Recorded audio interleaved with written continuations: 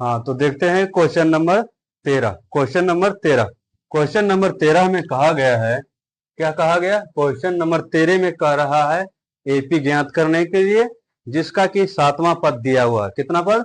सातवां पद दिया हुआ है। सातवां पद दिया हुआ है 20 और 13वां पद 32 दिया हुआ है। सातवां पद 20 और 13वां पद 32 दिया हुआ है। तो देख लेते हैं कैसे बनता है सातवां पद।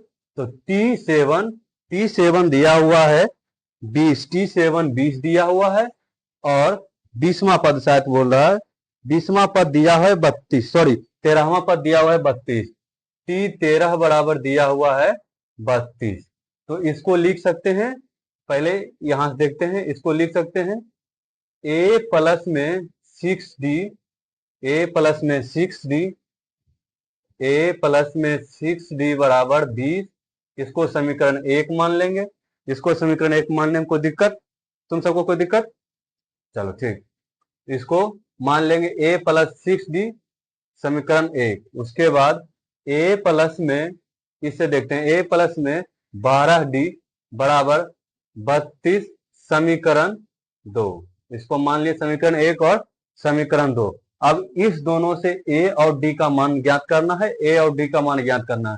a और d का मान ज्ञात करने के लिए क्या करेंगे कि समीकरण 2 में समीकरण 1 घटा देंगे। तो लिखते हैं समीकरण 2 घटा से समीकरण 1 को घटाने पर, समीकरण 1 को घटाने पर,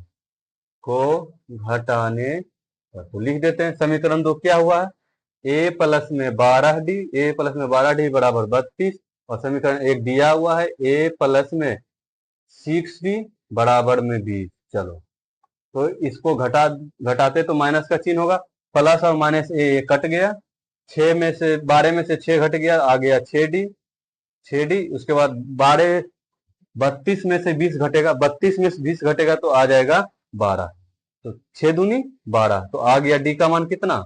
डी का मान आ गया 2। अब ए का मान ज्ञात करने के लिए डी का जो है मान आया 2, डी का जो ये मान 2 आया है, इसको जो है समीकरण 1 या समीकरण 2 में रख देंगे तो ए का मान निकल जाएगा।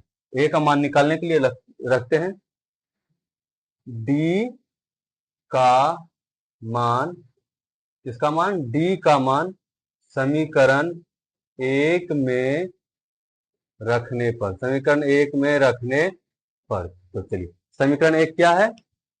a प्लस में 6d, a प्लस में 6d बराबर 20। तो a का a मान, 6 का 6, और d का मान निकल गया कितना? 2। तो 6 गुना 2, 6 गुना 2 बराबर 20, और 6 दूनी 12, a प्लस में 12 बराबर में 20। ये प्लस में 12 उधर चल गया माइनस में 12, तो a प्लस में, सॉरी a बराबर 20 माइनस 12, a बराबर 20 माइनस 12 कर देंगे। चलिए कर देते हैं, 20 माइनस 12 घटेगा तो कितना आ जाएगा? a बराबर 8 आ जाएगा। तो a का मान आ गया 12, 8, और d का मान आ गया कितना? 2।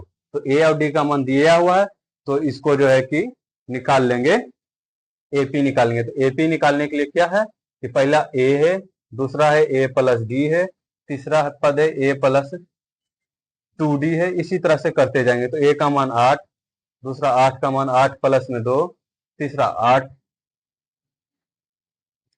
प्लस में 2 गुना 2। तो इसका 8 का 8 ही हो जाएगा, 8 2 10 हो जाएगा, उसके बाद 2 दूनी 4, 8 4 12 हो जाएगा। इसी तरह से ज्ञात करते जाओ, यही आंसर है, यही इसका एपी है। चलो, तुम सबको समझ में आया कि नहीं? नहीं आया समझ तो बोलो, फिर से समझाएंगे। चलो ठीक।